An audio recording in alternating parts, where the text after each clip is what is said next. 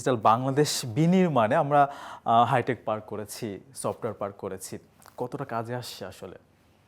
সত্যি কথা বলতে এফেক্টিভ হয়নি।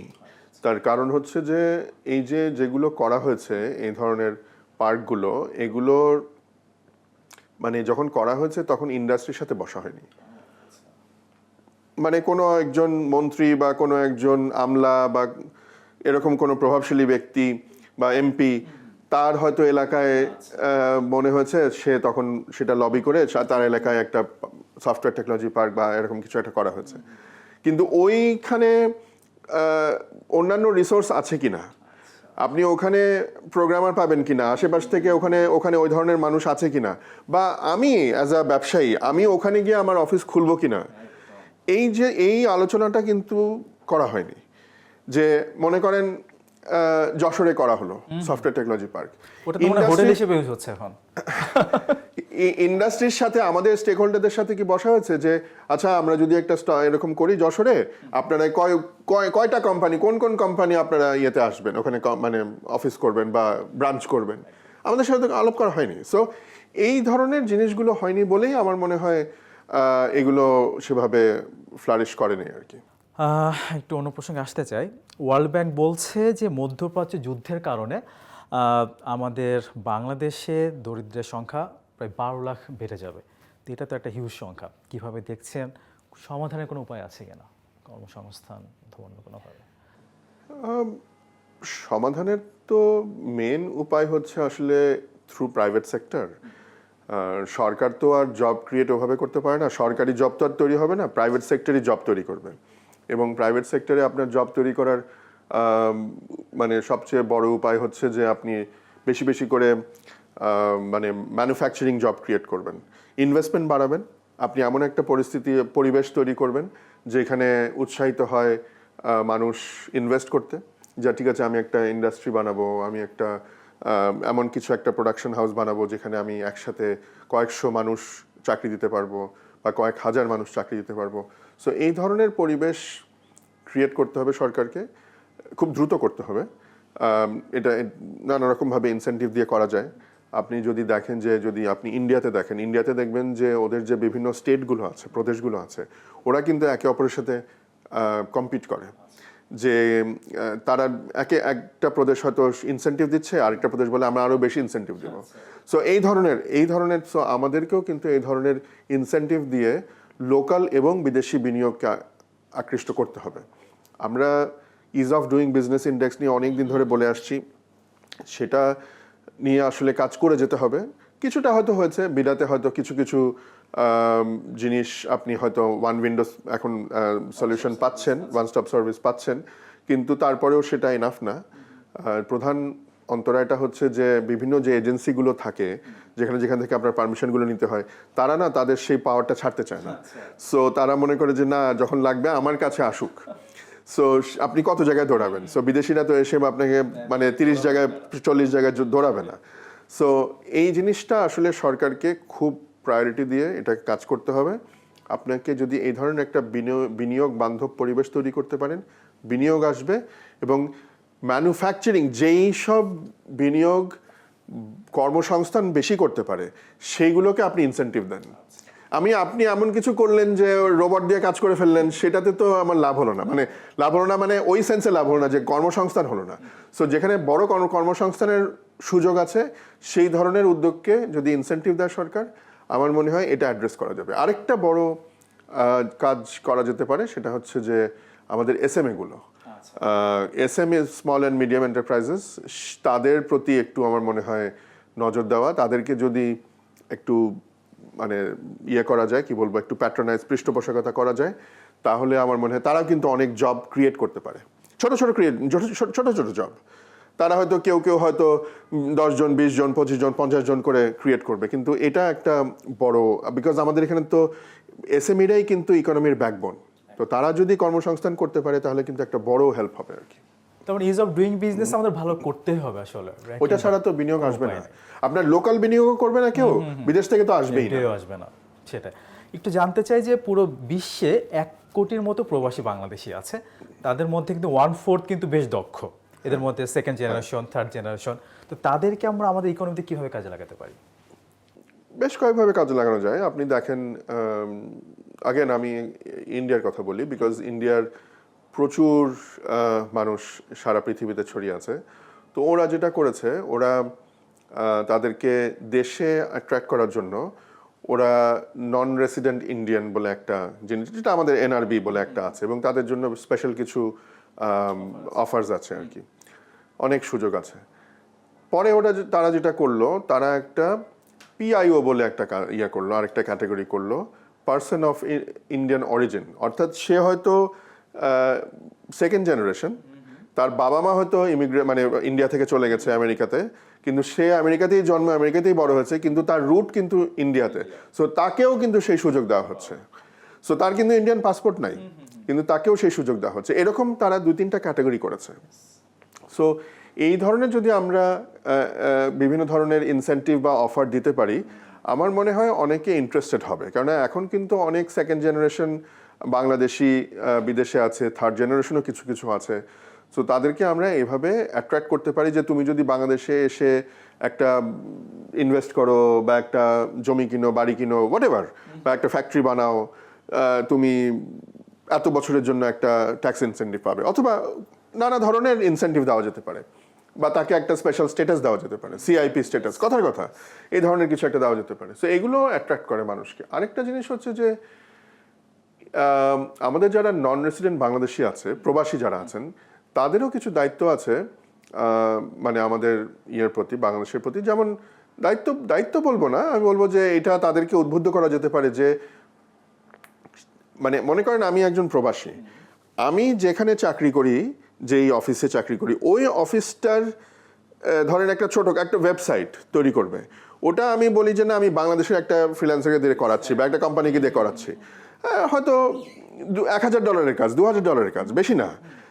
তো এইটা $1,000 $2,000 দিয়ে করা যেতেই পারে, এবং আমি কনফিডেন্ট যে ও যখন ডেলিভার করবে, এটা একটা ইন্টারন্যাশনাল স্ট্যান্ডার্ডের ওয়েবসাইট হবে। ওইটা দেখে অন্যরা তখন বলবে, ও আচ্ছা, তাহলে তো বাংলাদেশের কোম্পানিটা খুব ভালো।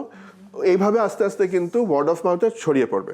সো নিজের কোম্পানি বা আমার নিজের যে ব্যবসাটা আছে, বা নিজে যেখানে কাজ করি, সেইটার কাজ যদি আমি ছোট ছোট, আমার দরকার নেই মানে $100,000 বা $1,000,000 কাজ দরকার নেই, আপনি ওই $1,000-2,000 কাজে দেন।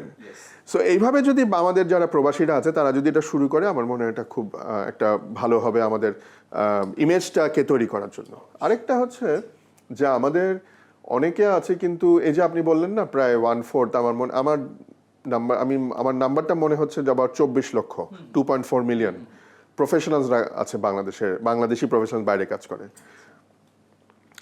এদেরকে যদি আমরা কোনোভাবে অ্যাট্রাক্ট করতে পারি বাংলাদেশে ফর আ শর্ট পিরিয়ড, যে তোমাকে এই জিনিসের দায়িত্ব দেওয়া হবে একটা ভালো স্যালারিতে, তুমি ওখানে যা স্যালারি পাচ্ছ আমি সেটাকে ম্যাচ করব, অথবা সেটাকে বিট করব, এবং 3 বছরের জন্য বা 5 বছরের জন্য তাকে নিয়ে আসা, এরকমভাবে করা যেতে পারে। ইউনিভার্সিটিগুলো তো নিয়ে আসা যেতে পারে। ইউনিভার্সিটিগুলোকে তাদেরকে স্যাবাটিক্যালে নিয়ে আসা যেতে পারে। আমাদের ইউনিভার্সিটিগুলোতে আপনি জানেন যে আমাদের কারিকুলামগুলোকে কিন্তু আমরা অনেক পিছিয়ে আছি।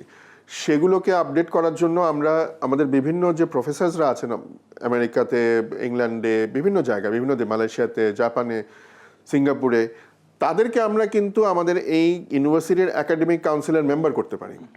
বর্তমান নিয়ম অনুযায়ী এটা করা যাচ্ছে না, ইউজিসির নিয়ম অনুযায়ী, কিন্তু এই ধরনের নিয়মগুলো যদি মডিফাই করা যায়, রিভাইজ করা যায়, সো এইভাবে তাদেরকে যদি ইন্টিগ্রেট করা যায়, আমার মনে হয় আমরা এই প্রবাসী যারা আছেন বাংলাদেশি, তারা কিন্তু অনেক ভালো কন্ট্রিবিউট করতে পারবেন towards the development of Bangladesh.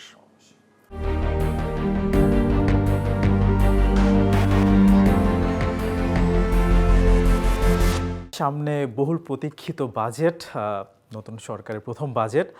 আপনি তো বাংলাদেশ সবচেয়ে বড় যে ব্যবসায়ী সংগঠন, সেখানেও ছিলেন, অনেক জায়গায় আছেন। সার্বিকভাবে বাজেটটা কেমন প্রত্যাশা করেন, আর স্পেশালি তথ্য প্রযুক্তি খাতের জন্য কি প্রত্যাশা থাকবে?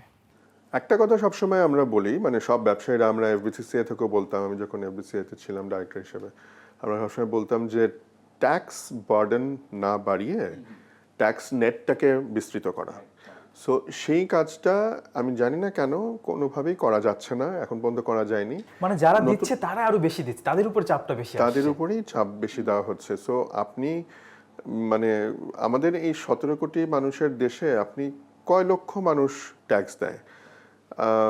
আমার তো মনে হয় 7-8 লক্ষ মানুষের বেশি না আর কি, 7 লক্ষ মানুষ হয়তো ট্যাক্স দেয়। মানে চিন্তা করেন, মানে কোথায় 17 কোটি মানুষ, কোথায় 7 লক্ষ মানুষ, মানে টিন বোধহয় রেজিস্টার্ড টিন বোধহয় 30 লক্ষর বেশি না বা 40 লক্ষর বেশি না, তার মধ্যে দেয় হয়তো 7 লক্ষ বা 10 লক্ষই ধরেন, এর বেশি ট্যাক্স দেয় না। সো এটা তো ফেয়ার না, তাদের উপর ফেয়ার না। সো আপনাকে কোনো না কোনোভাবে এই ট্যাক্স নেটটাকে বাড়াতে হবে।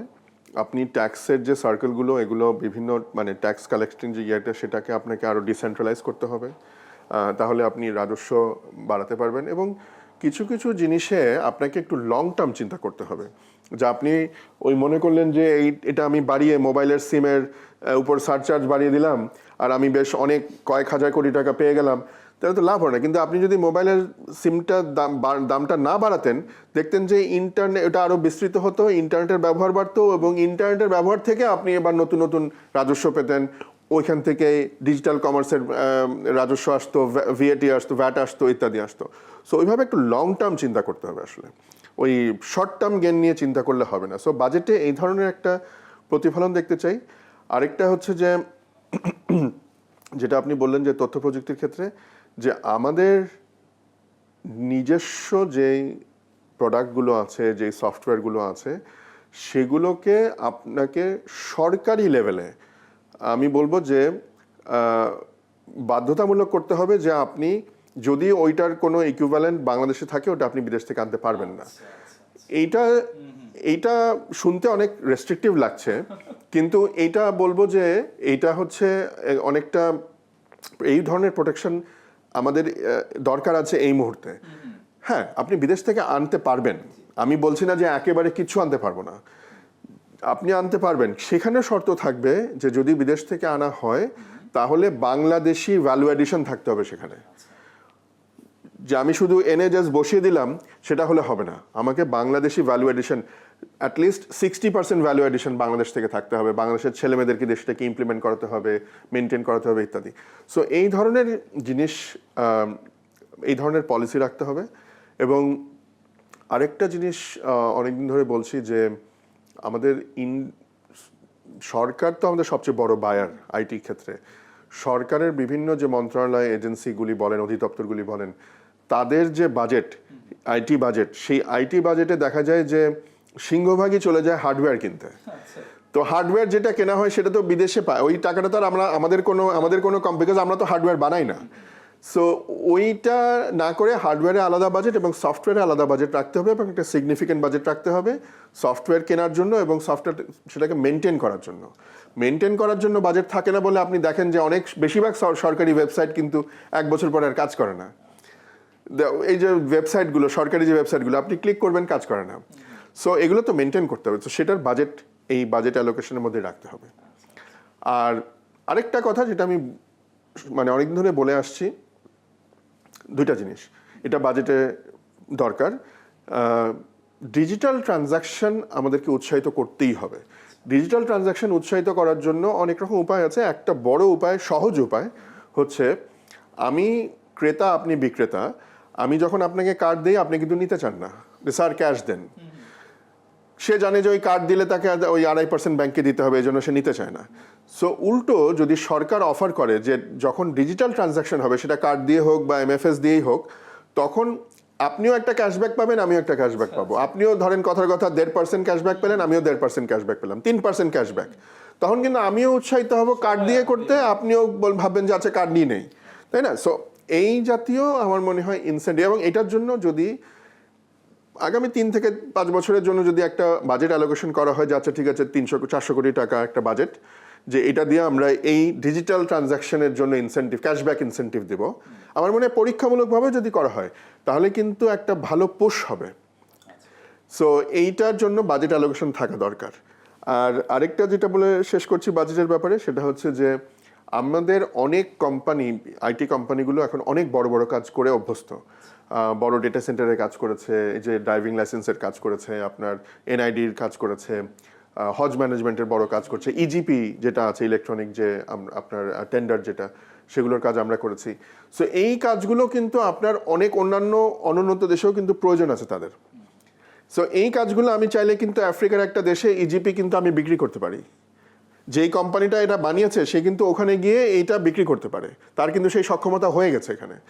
সো ওই দেশের সাথে যদি আমাদের সরকারের একটা সমঝোতা থাকে, একটা এগ্রিমেন্ট হয় যে টেকনিক্যাল অ্যাসিস্ট্যান্ট এটাকে বলে, যে ঠিক আছে বাংলাদেশ 10 কোটি টাকা তোমাদেরকে সহায়তা দিবে বা 5 কোটি টাকা সহায়তা দিবে, কিন্তু শর্ত হচ্ছে যে কাজটা বাংলাদেশি কোম্পানিকে দিয়েই করাতে হবে। সো টাকাটা কিন্তু বাংলাদেশেই ফেরত আসবে, কিন্তু মাঝখান থেকে এই কোম্পানিটার একটা এক্সপোজার হয়ে গেল, ইন্টারন্যাশনাল এক্সপোজার, সে কিন্তু অন্যান্য দেশে তার মার্কেটিং, বাংলাদেশের আইটি কোম্পানির ভাবমূর্তি চেঞ্জ হয়ে গেল।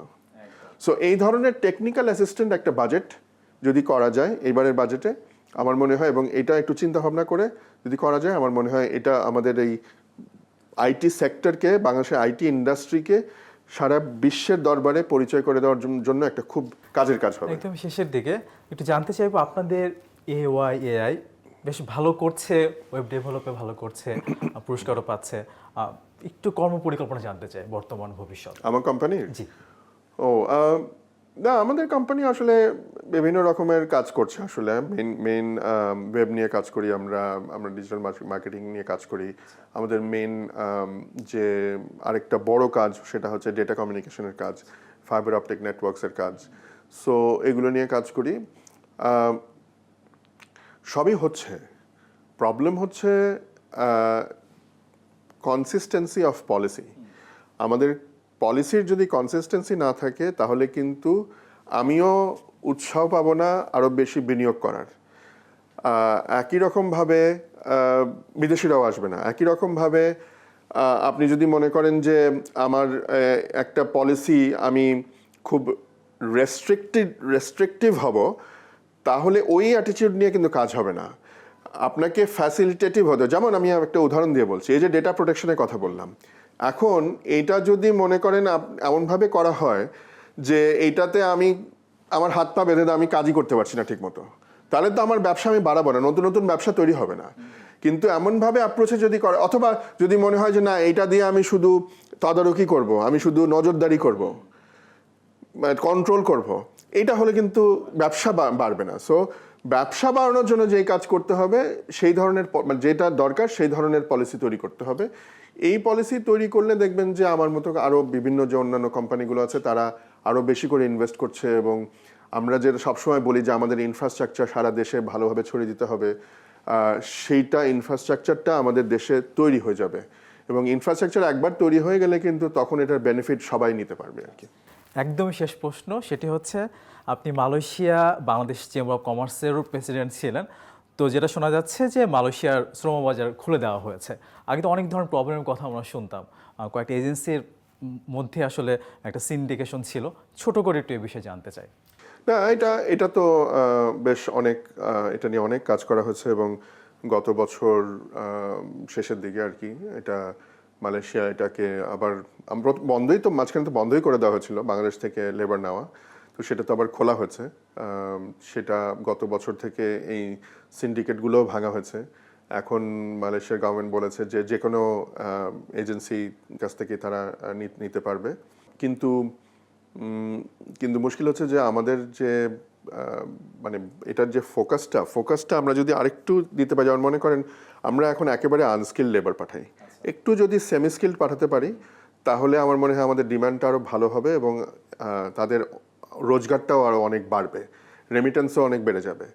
আর একই সাথে আমি যখন ইনফ্যাক্ট প্রেসিডেন্ট ছিলাম তখন আমি ওখানকার যে ইন্ডাস্ট্রি মিনিস্টার, শ্রমমন্ত্রী ছিলেন, তার সাথে দেখা করেছিলাম, এবং তাকে রিকোয়েস্ট করেছিলাম যে বাংলাদেশ থেকে যে আমরা লেবার ফোর্স পাঠাচ্ছি এটার পাশাপাশি তোমরা আমাদের কাছ থেকে প্রফেশনাল নাও। তখন আমাকে জিজ্ঞেস করেছিল কী ধরনের প্রফেশনালস। আমি বললাম যে আমরা আমাদের ইঞ্জিনিয়ার্স পাঠাতে পারি, ইঞ্জিনিয়ার্স আছে আমাদের নানা রকমের টেকনিশিয়ানস আছে, ইভেন ডিপ্লোমা ইঞ্জিনিয়ার যারা আছে তাদেরকে পাঠাতে পারি। তো তারা খুব অবাক হয়েছিল যে এই কথা আমাদেরকে এতদিন কেউ বলেনি কেন। সো আমার মনে হয় এটাও একটু চিন্তা করা দরকার। অনেক দীর্ঘ একটা আলোচনা হলো, আসলে অনেক কিছু আসলে বেরিয়ে এসেছে। আপনাকে অনেক ধন্যবাদ আমাদেরকে সময় দেওয়ার জন্য। অনেক ধন্যবাদ। দর্শক, এতক্ষণ আমাদের সাথে থাকার জন্য অনেক অনেক ধন্যবাদ। আগামী পর্বে আশা করছি আমাদের সাথে থাকবেন। ততক্ষণ ভালো থাকুন, সুস্থ থাকুন।